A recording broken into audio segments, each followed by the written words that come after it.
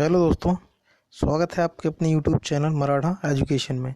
दोस्तों, आज का हमारा जो टॉपिक है ये रहेगा मानव शरीर से जुड़े जरूरी तथ्य, है ना। तो आज ये मानव शरीर से जुड़े हमारे तथ्यों का पार्ट 1 है। ठीक है, इसके आगे के पार्ट हम बहुत ही जल्द लेके आएंगे। ठीक है, चलिए तो पार्ट 1 को आज हम पढ़ते हैं। तो चलिए, हमारा पहला क्वेश्चन है,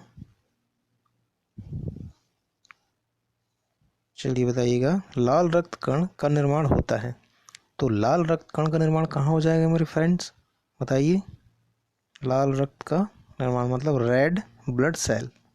रेड ब्लड सेल का निर्माण कहाँ होता है? तो अस्थि मज्जा में, है ना। अस्थि मज्जा में लाल रक्त कण का निर्माण होता है। ठीक है, चलिए आगे बढ़ते हैं। तो क्वेश्चन नंबर 2 है, बताइएगा, लाल रक्त कण का जीवन काल कितने दिन का होता है? तो लाल रक्त कण का जीवन काल 120 दिन का होता है ना।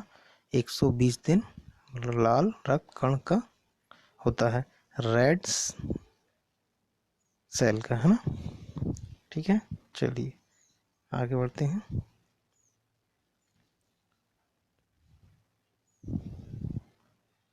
चलिए अगला क्वेश्चन है, तो बताइएगा फ्रेंड्स, श्वेत कण का जीवन काल कितने दिन का होता है? तो श्वेत वाइट ब्लड सेल, है ना, वो रेड ब्लड सेल था, रेड ब्लड सेल का 120 दिन। ठीक है, और श्वेत कण का जीवन काल कितने दिन का होता है? 1 से 4 दिन, है ना। मतलब वाइट ब्लड सेल का 1 से 4 दिन और रेड ब्लड का 120 दिन। ठीक है, चलिए आगे बढ़ते हैं। चलिए अगला है, श्वेत कण को कहा जाता है, श्वेत रक्त कण को कहा जाता है, वाइट ब्लड सेल को क्या कहा जाता है, बताइए। तो क्या कहा जाएगा? ल्यूकोसाइट, है ना, ल्यूकोसाइट। ये हमारे वाइट ब्लड सेल को कहा जाता है ना। यानी कि श्वेत रक्त कण को ल्यूकोसाइट कहा जाता है। ठीक है, आगे बढ़ते हैं। चलिए अगला है, लाल रक्त कण को कहा जाता है। तो बताइए, लाल रक्त कण को क्या कहा जाता है? तो क्या कहा जाएगा? एरिथ्रोसाइट, है ना, एरिथ्रोसाइट कहा जाता है रेड ब्लड सेल को। ठीक है, चलिए आगे बढ़ते हैं।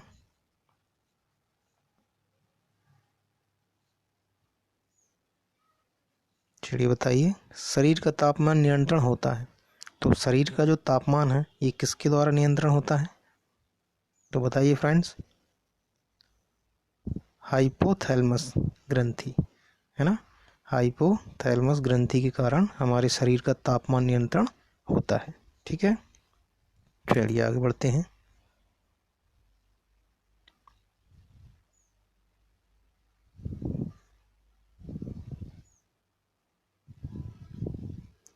चलिए अगला क्वेश्चन है, मनुष्य की सर्वदाता रक्त समूह कौन सा है? तो मनुष्य का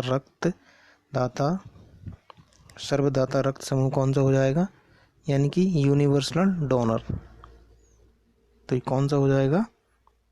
जिसका ब्लड ग्रुप ओ है ना। ओ ब्लड ग्रुप वाले सर्वदाता रक्त समूह हो जाएंगे, है ना, यानी कि यूनिवर्सल डोनर। ठीक है, चलिए अगला देख लेते हैं। बताइएगा, अगला है, मनुष्य की सर्वग्राही रक्त समूह कौन सा है? तो मनुष्य का सर्वग्राही रक्त समूह कौन सा है? तो ये हो जाएगा ए बी। ठीक है, ए बी मनुष्य की सर्वग्राही रक्त समूह हो जाएगा, यानी कि यूनिवर्सल रिसेप्टर, है ना। ठीक है, आगे बढ़ते हैं। चलिए अगला है, बताइए, रक्तचाप मापने के यंत्र को कहा जाता है। तो रक्तचाप मापने के यंत्र को क्या कहा जाता है? जिससे हम ब्लड प्रेशर, है ना, ब्लड प्रेशर मापते हैं, उस मशीन को क्या कहा जाता है, बताइए।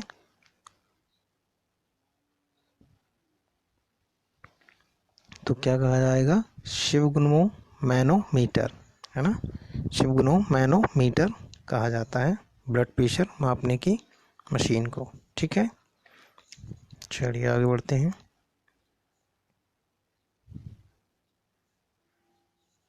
चलिए अगला है ब्लड बैंक कहलाता है। तो ब्लड बैंक कौन सा कहलाएगा बताइए। तो ब्लड बैंक कहलाएगा हमारा प्लीहा, है ना। ब्लड जो हमारा जमा होता है वो प्लीहा में जमा होता है, तो इसीलिए हम उसको ब्लड बैंक कहते हैं। ठीक है, चलिए आगे बढ़ते हैं। चलिए अगला क्वेश्चन है भोजन का पाचन प्रारंभ होता है। तो भोजन का पाचन प्रारंभ कहाँ से होगा दोस्तों। तो बताइए, जो हम भोजन करते हैं उसका पाचन कहाँ से प्रारंभ हो जाता है। तो हमारे मुख से, है ना। यानी कि हमारे मुख से ही भोजन का पाचन प्रारंभ हो जाता है। जो हम खाना खाते हैं तो उसका पाचन हमारे मुंह से ही शुरू हो जाता है। ठीक है, चलिए आगे बढ़ते हैं। चलिए अगला है, बताइए पचे हुए भोजन का अवशोषण होता है। तो बताइए पचे हुए भोजन का अवशोषण कहाँ होता है। तो ये होगा हमारी छोटी आंत में, है ना, छोटी आंत में। ठीक है, छोटी आंत में पचे हुए भोजन का अवशोषण होता है। ठीक है, चलिए आगे बढ़ते हैं। चलिए बताइए अगला पित्त स्थापित होता है। तो बताइए पित्त जो है इसे स्थापित होता है तो कहाँ होता है पित्त। तो ये होगा यकृत, है ना, यानी लीवर में, है ना। लीवर में पित्त स्थापित होता है। ठीक है ना, चलिए आगे बढ़ते हैं।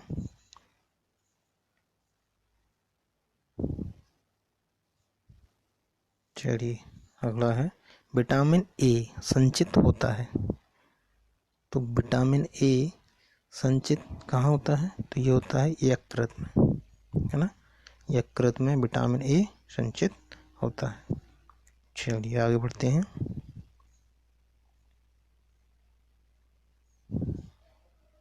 चलिए अगला है, बताइए शरीर की सबसे बड़ी ग्रंथि। तो शरीर की सबसे बड़ी ग्रंथि कौन सी हो जाएगी। तो ये हो जाएगी यकृत, है ना, यानी कि लीवर। ठीक है, यकृत को ही लीवर कहते हैं।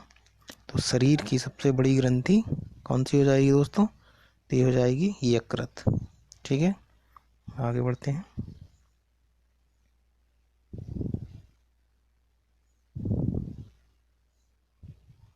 चलिए अगला है सबसे छोटी ग्रंथि मास्टर ग्रंथि कौन सी होती है।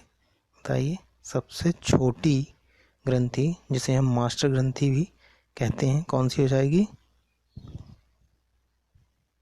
पिट्यूटरी ग्रंथि, है ना। तो पिट्यूटरी ग्रंथि हो जाएगी। पिट्यूटरी ग्रंथि सबसे छोटी ग्रंथि होती है। ठीक है, चलिए आगे बढ़ते हैं।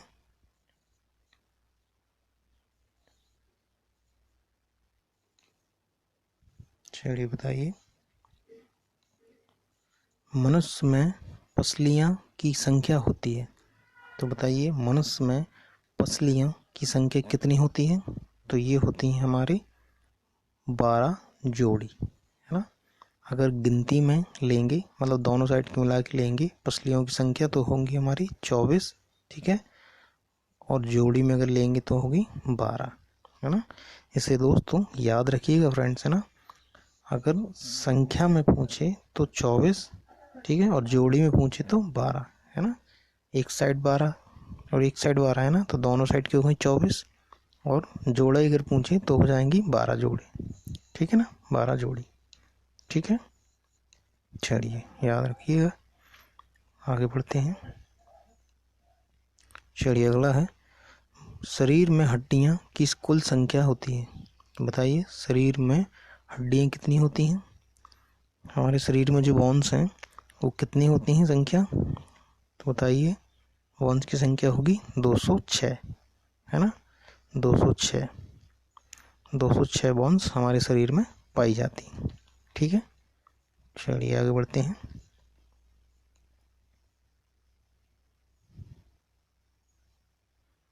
चलिए अगला है, बताइएगा शरीर में मांसपेशियों की कुल संख्या कितनी होती है। तो हमारे शरीर में जो मांसपेशियां हैं, जिसे हम मसल्स के नाम से जानते हैं, है ना, मसल्स कहते हैं इसे। तो मसल्स हमारे शरीर में कितने हो जाएंगे, तो ये हो जाएंगे 639, है ना, 639। ठीक है, 639 मांसपेशियां की कुल संख्या हमारे शरीर में रहती है। ठीक है, चलिए अगला क्वेश्चन देख लेते हैं। चलिए बताइएगा, लार में पाए जाने वाला एंजाइम होता है। तो बताइए लार में कौन सा एंजाइम पाया जाता है। जो हमारी लार रहती है उसमें कौन सा एंजाइम पाया जाएगा दोस्तों, तो ये पाया जाएगा टाइलिन, है ना, टाइलिन हमारी लार में पाए जाने वाला एंजाइम हो जाएगा। ठीक है, चलिए आगे बढ़ते हैं।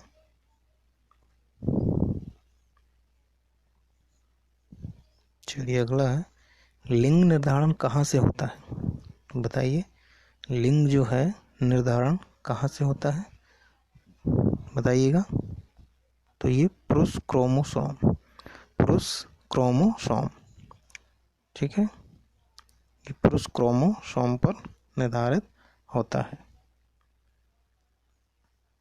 ठीक है, चलिए आगे बढ़ते हैं। चलिए अगला क्वेश्चन है, मनुष्य का हृदय होता है। तो बताइए ह्यूमन हार्ट होता है। तो मनुष्य का हृदय होता है 4 कोशिकीय, है ना, 4 कोशिकीय होता है।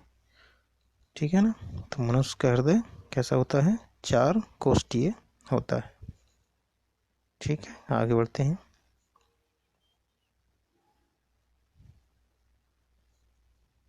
चलिए अगला है, शरीर में गुणसूत्रों की संख्या पाई जाती है।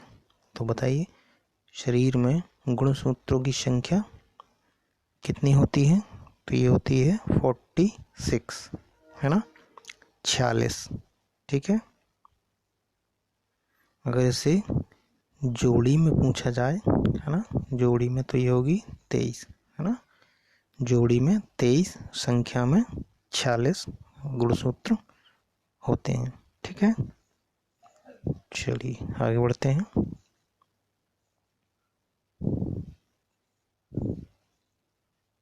चलिए बताइए शरीर का सबसे बड़ा अंग कौन सा होता है। तो बताइए जो मानव शरीर है उसका सबसे बड़ा अंग कौन सा होता है, कौन सा हो जाएगा दोस्तों, तो ये हो जाएगा त्वचा, है ना, त्वचा है जो हमारी उस शरीर की सबसे बड़ा अंग कहलाता है। ठीक है, चलिए आगे बढ़ते हैं।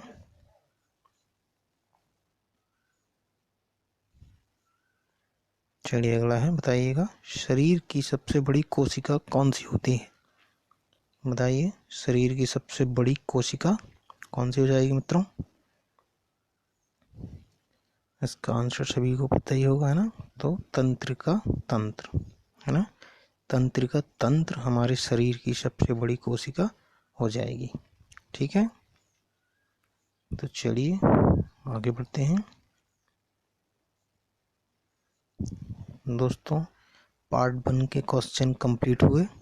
ठीक है, इसके आगे आने वाले पार्ट भी हम बहुत जल्द अपलोड कर देंगे, काफ़ी जल्दी आ जाएंगे।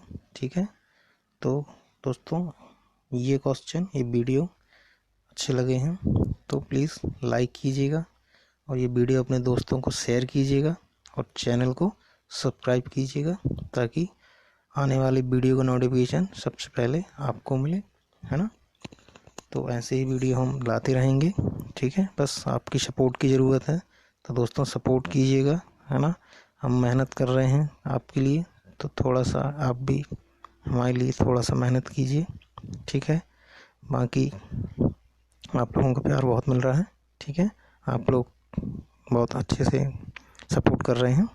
ठीक है, तो फ्रेंड्स आज के लिए इतना ही, ठीक है। मिलते हैं फिर अगले वीडियो में बहुत ही जल्द। तब तक के लिए जय हिंद, जय भारत, थैंक यू।